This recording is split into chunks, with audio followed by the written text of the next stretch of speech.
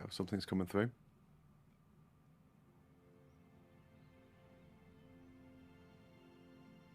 Got a blank screen at the moment. Oh, no. Now we can see the intro sequence. Yep. Right. Good morning, everyone. Now, the chat may or may not come up. It's not coming up at the moment. Sorry about that. Unfortunately, it was the sort of thing where I couldn't do it right at the last minute. So we may have to do without that. Balls. But good morning. So we're going to be talking about Nigel Farage this morning, but more specifically, why Rishi Sunak seems to be letting him dictate government policy. Yes, Johnny's just saying there. Phil's driving and navigating. What could possibly go wrong? The thing is, I've not actually streamed like this for a while. When I do it on my own channel, I can use all the decent plugins. And on this one, I'm not able to. So I'm just going to get rid of that chat view because that's not going to work. We'll have to do that a bit later.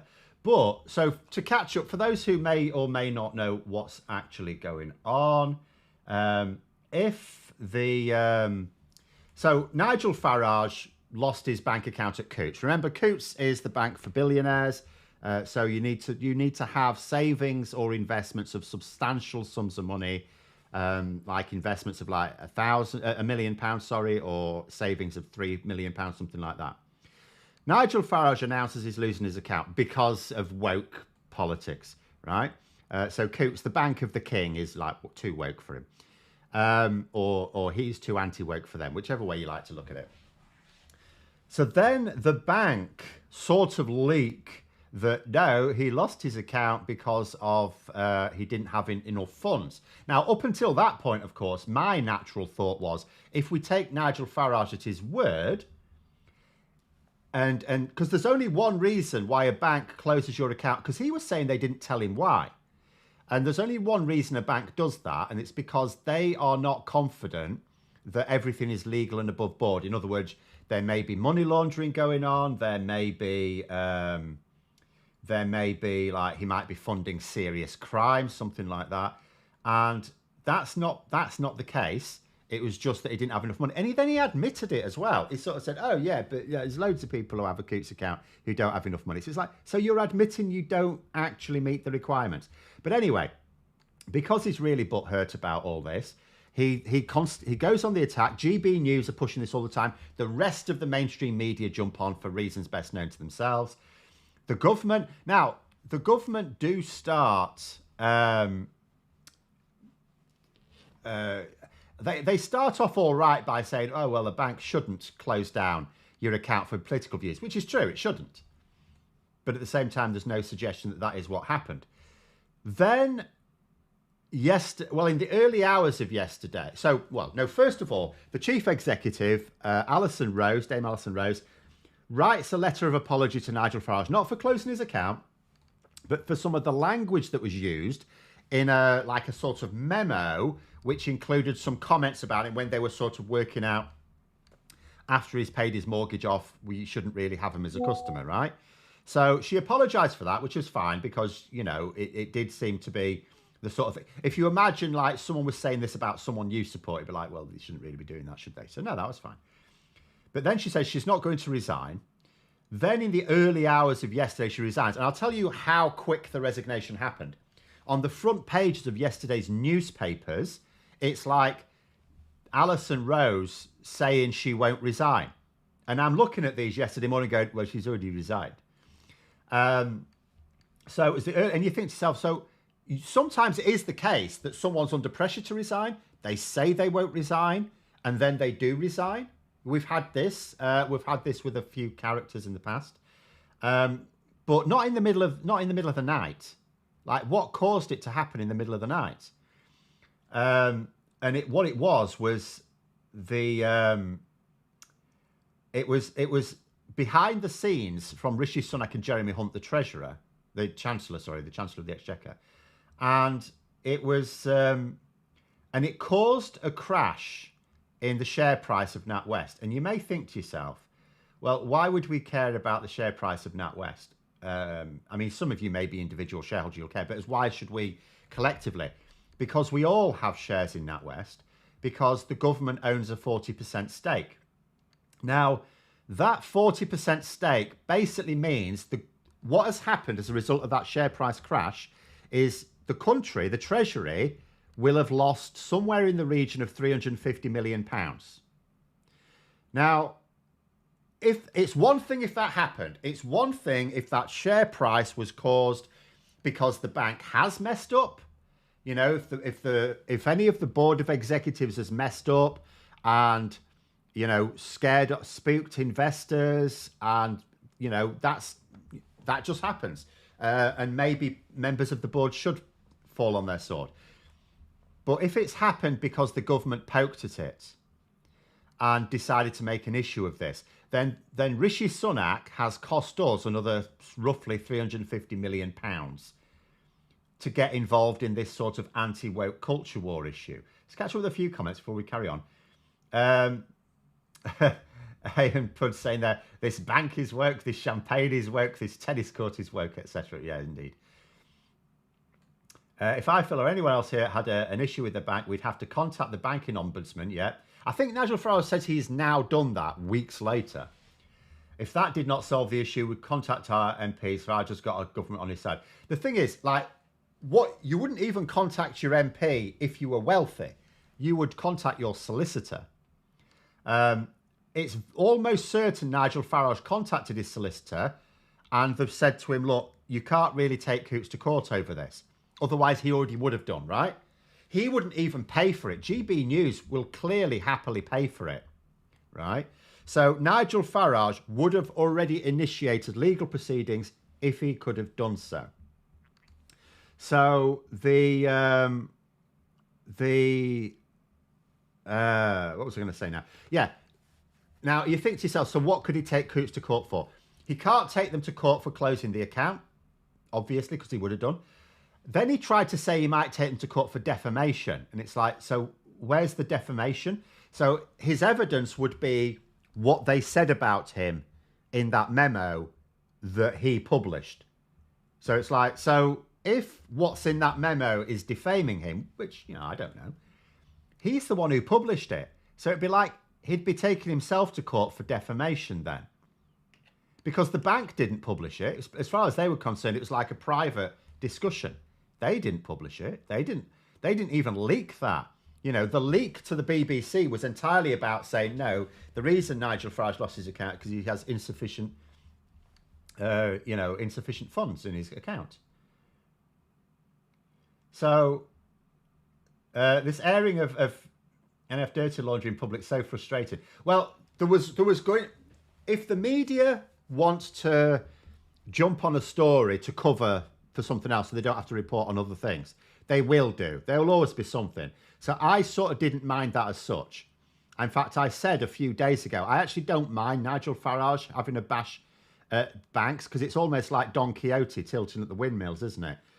They can afford to defend themselves in court. I thought to myself, I don't really see the damage here. And I should have kept my mouth shut because it was fine when it was just Nigel Farage attacking the banks. But now the government have got involved. It's like, right, you've now wiped off £350 million of our money. Now they're talking about like more legislation. So Nigel Farage will say, oh, these decisions should be more transparent. There should be law. There should be transparency. And the government seems to be saying, yeah, there should be more transparency. It's like, no, the law says there's one reason for losing your bank account and the bank not being completely honest with you about it. And that is if they suspect criminal activity. And the reason the law says that is because at the same time, someone, the National Crime Agency or just the police, may be investigating, a serious fraud squad, may be investigating you and they don't want you to know that. So if there's full transparency in these decisions, that means you're being tipped off. And if you are money laundering, I mean, you know you're money laundering. So if your account is being used for money laundering, you are being tipped off that that's the reason it was being closed. I'll go through a couple of comments. Some British video gamers asked about Labour's issue with trans rights there. If you bring that up in a few more minutes, then we'll be able to cover that as well, because we can go on to other topics. I'll just go through some last ones on this. The Financial Ombudsman Service will take some time to deal with the complaint. The queue is months long at present. Even so, that is still the process to use. And as I say, if you want to circumvent it and you're wealthy, or you've got a wealthy patron like GB News, you just get them to hire a solicitor for you. And legal processes take ages anyway. Like Nigel Farage is not getting his account back unless they all completely fold, but they'll only fold due to political pressure, not media pressure. The guy should be in prison. Why are the corrupt media falling over Uncle Nige? He's surely shady banking affairs. Because it suits them. It's not going to do them any harm. There's two motivations from the point of view of the media. For some in the media, it's good clickbait. It's absolutely brilliant. And to be honest, it is probably what people want to hear at the moment. It's gossip, isn't it? It's salacious. You know, people unfortunately are interested in it. They're not saying, can you actually report on the climate crisis, please? They're going, oh, what's going on with Nigel Farage? But the other thing is there's other parts of the media that are actively interested in covering for the government. Because what else are they going to report? The continuing cost of living crisis that the government are doing nothing about? The continuing immigration mess that the government are just making worse? The continuing climate emergency, which the government are now saying they're not going to tackle, sort of, or they're hinting at it. They're hinting, when we were pretending to care about net zero. Yeah, that's only because the Prime Minister at the time was shagging an environmentalist. Yeah, we don't care about that now. We've now realised that we have a Prime Minister who's married to someone who doesn't give a crap. So, we're dropping all that. So what are the news to report on? What are they to report on? Lord Phil, who is Sunak then? This is related to the Don Quixote thing. Sancho Rocinante. I don't know. In all honesty, he might as well be Sancho in this analogy. Is because it makes no sense for Rishi Sunak to be playing Farage's game here. Because why is he doing it? Because he's now committed the Conservative Party to appealing to the same people that Nigel Farage appeals to. But, I mean, why? Because they're looking at the polls. Oh, Reform UK are getting 8 or 9% of the vote. No, they're not. Look at what happens in actual elections. They get like 2 or 3%. Look what happened in the by-elections last week. 2 or 3%. They're getting nothing. They're getting what the Brexit Party got in 2019, right? We know that online pollsters are inflating the vote share of Reform UK. There's one pollster that doesn't use online methods, Ipsos Mori, which is one of the two good ones. They don't poll Reform UK on 8 or 9%. They poll them on about 3%. And that is pretty much what we're getting with the by-elections as well. So in order to try and sort of appeal to the same people Nigel Farage does, first of all, they're fighting a losing battle against Reform UK. But secondly, it's too few people. Think about how many they're losing by not fighting the centre ground. What has Rishi Sunak now said? He's basically let Lee Anderson decide their strategy. There was that comment this week where he basically accused the Labour Party of working with criminal people smuggling gangs. I mean, that's libelous. If Labour Party wants to take him to court, they could do. That would be hilarious. I suspect that they won't, just because it's not what you do. But it would be hilarious. That'd get itself in the news. Why don't we, take over the news cycle by having Labour sue Rishi Sunak? Because he hasn't just said it in Parliament, he's said it outside of Parliament, so they could absolutely have him for libel. Why don't, but I suspect they won't. I suspect they won't at all. But yeah, so Sunak's ignoring the centre ground. I mean, he's probably thinking to himself in 2019, they had to focus on that. See, ever since 2015, the Conservative Party have been far too concerned with that sort of UKIP Brexit Party Reform UK wing of politics, which is why we're in the mess we are now.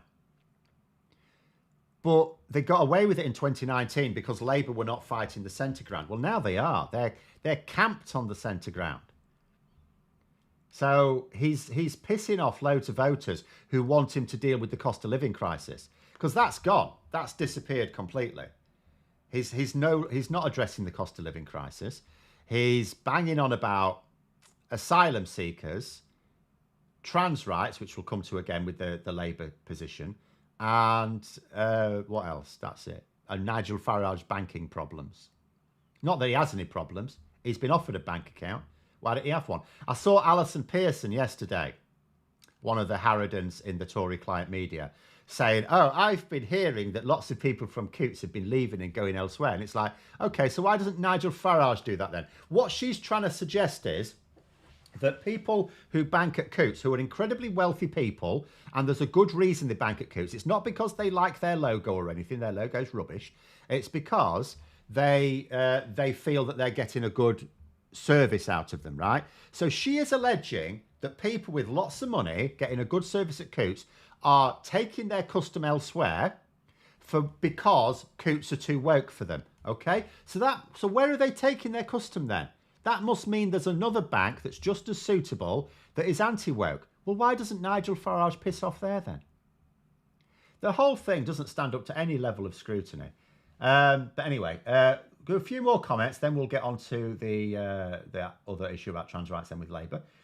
My concern is that if a bank cannot discriminate against someone for their political affiliations or connections, then they'll be able to lend to any tin pot dictator on the planet. Well, that, like, you don't have to allow someone who's I mean, that's for the government then to apply economic sanctions to them, isn't it? That, it's not, I would argue it's not for the bank to decide from a moral, and remember, they haven't binned Nigel Farage because of his political beliefs. Do you think there aren't loads? What about Jacob Rees-Mogg? Jacob Rees-Mogg is a customer of Coutts. They haven't binned him, have they? What's the difference between Jacob Rees-Mogg and Nigel Farage's politics, right? So they haven't binned him for his political beliefs. Obviously, they've discussed them, but they've presumably discussed them in relation to, is he a target for like money laundering or something? But it's not for a bank to decide whether someone is or is not morally suitable for their company, from my point of view. Actually, ironically, from their point of view, it is. These are the same people who constantly argue that private businesses should be free to deny service to people they don't agree with. They constantly do that, but I don't. From my point of view, it's for the government to do that. If there's a dictator somewhere in the world that we would rather didn't have our banking services, the government should apply economic sanctions to them. And then we wouldn't be able to. Yeah? Banks would not then be able to do business with them. So that's for the government to deal with. Last little comment before we go on to the next subject then. Ex-NatWest CEO should have kept her mouth shut. Not only was it damaging and led to some having sympathy for Farage, no one would like their bank manager discussing their account with third parties. No, that's absolutely true.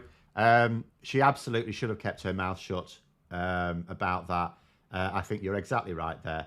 So in a way, I know it's grated on a lot of people because a lot of people have gone, Nigel Farage is my political opponent, therefore anyone he's attacking, like the enemy of my enemy is my friend type of thing.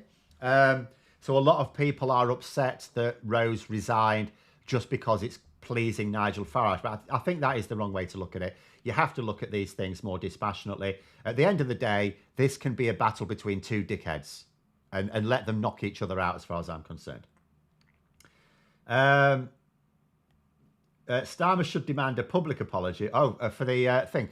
The thing is, I think that would be weak. I don't think Starmer should do that because what will happen, I'll tell you what will happen. In fact, it's already happened. They'll just point out, oh, it's all right with the shoes on the other foot. They will refer to, do you remember the local elections when Labour Party put out those attack ads? Now, the first couple of them I said at the time were a bit beyond the pale. And they'll come back on. And I said at the time, after that first one especially, I thought most of them were fine, but the first two they put out were a bit dodgy. And I said at the time, I hope that they are, I hope they understand they've given the green light for the Tories to do much worse. Because people would say, well, the Tories do this anyway. It's like, yeah, but you've just given them the green light to observe no boundaries. So what we're seeing now from Sunak this week, Labour have lost the moral authority to demand an apology for it, right? They can attack it, but they've lost the moral authority to demand an apology. They can take him to court. They can take him to court for libel. That's what they can do, if they want to. I gather from independent legal experts they would have a case if they wanted to do that. If for political reasons they don't want to do that, then they're going to have to now accept it. They can fight against it, but they're going to have to accept it because Starmer opened that particular floodgate himself for the local elections. But anyway, right, someone did ask about, given that Rishi Sunak wants to make trans issues a thing, which it's not going to be at the election at all. Because remember, although a lot of people have a view on trans rights, almost nobody votes on that basis. Because you think about it, you go into a general election, right?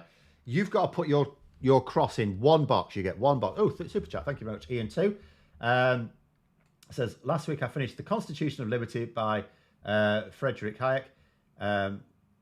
Has anyone else read it and what do we think? Okay, I'll leave the chat to discuss that one because I have not.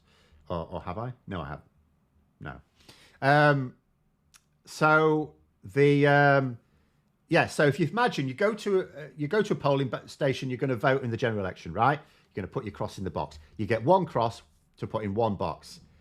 What's going to decide it for you? What is going to decide it for you? With most people, it's the state of the economy and who they believe is best placed to improve it. For some people, it'll be the state of healthcare. For some, it can be any number of things. For some people, it's like just a balanced view of the whole thing.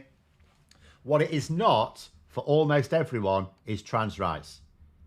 In fact, the vast majority of people who will prioritise it with their general election vote, not a one-issue referendum vote, are probably people who are victimised.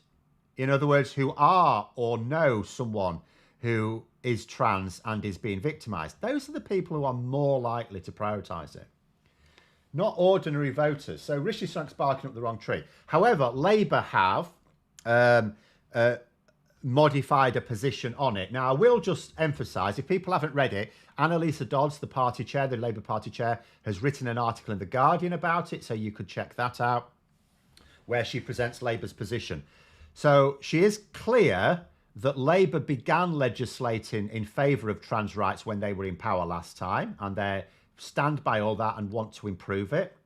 From some people's point of view, there have been some changes now in Labour's position, which some will like and some will not like. From my point of view, so I don't get involved in trans issues. Graham's been much more knowledgeable about this than I am. But what I would say is this.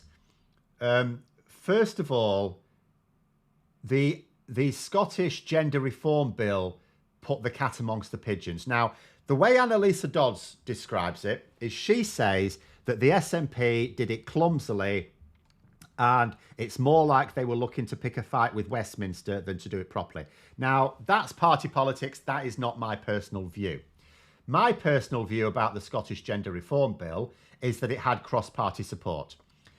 I think I'm right in saying all of the Labour MSPs voted in favour of it. All the Lib Dem MSPs voted in favour of it. The Scottish Green MSPs voted in favour of it.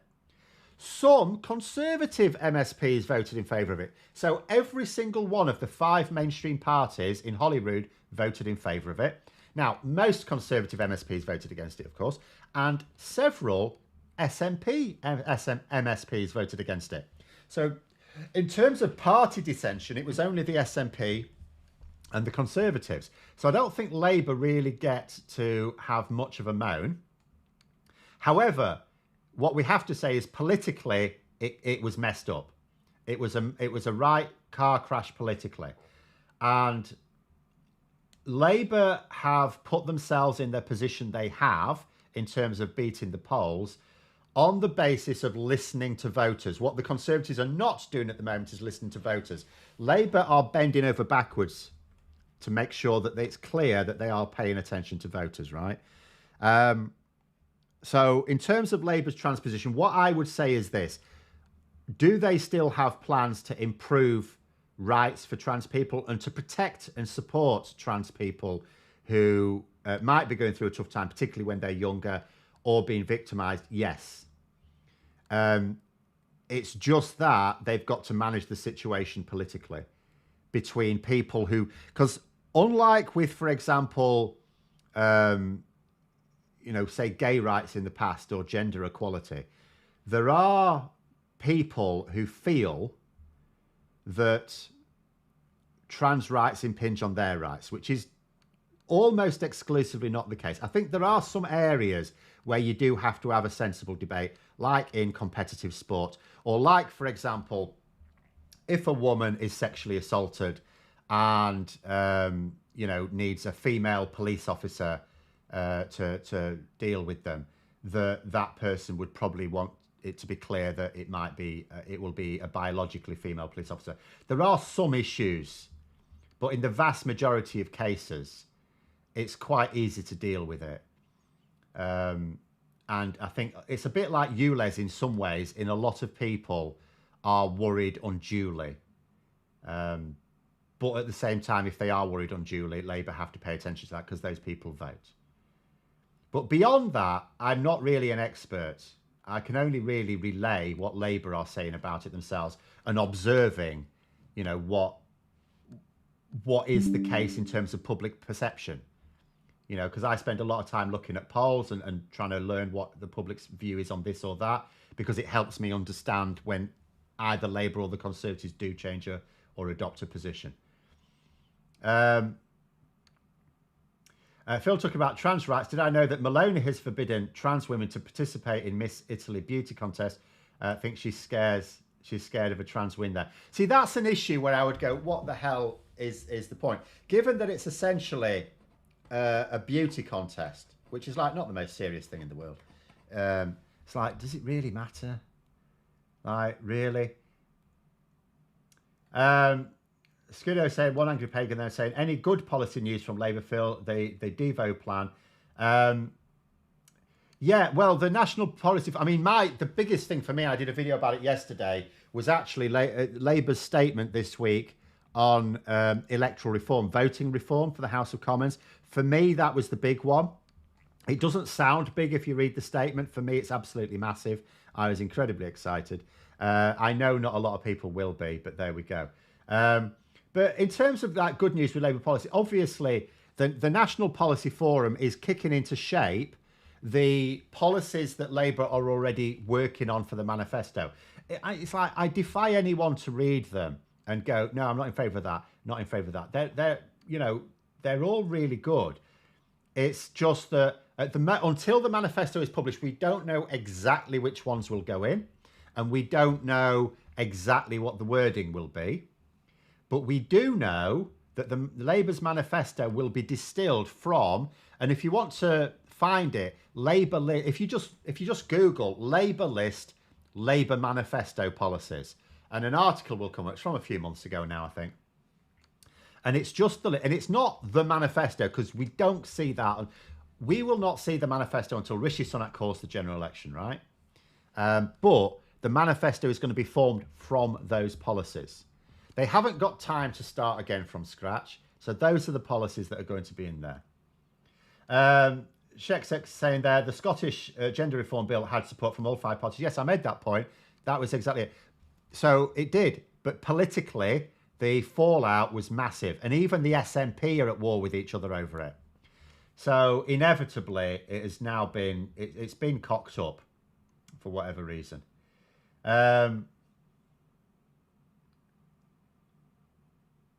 Has anyone mentioned Dan, the GB, you mean Dan Wootton? Yeah, we'll wait and see how that one goes on. For those who don't know what's going on there, just read Byline Times, Google Byline Times Dan Wootton. Several articles on it, very interesting. The mainstream media is steering well clear of it. Unfortunately, so are the police. I don't really know why. If serious allegations are made, why shouldn't there be an investigation? I should enter a beauty contest. I think I would win. I don't think I would, in all honesty. But there we go. It's very kind of you to say so. But there we are. I've come to the end of that one. Thank you very much for a really good stream. Hope you'll have a very good day. Click the like button. Don't forget to subscribe and check out in the description below for the details for Patreon, because Graham disappears off in the Discord to discuss what James O'Brien is discussing. It's quite possible that it's very similar things to discussing now. There's not going to be an outro, I'm afraid, today, because there's been another technical cock-up, but we knew about that one in advance. But thanks for watching. Have a good day. And until next time, I'll see you later.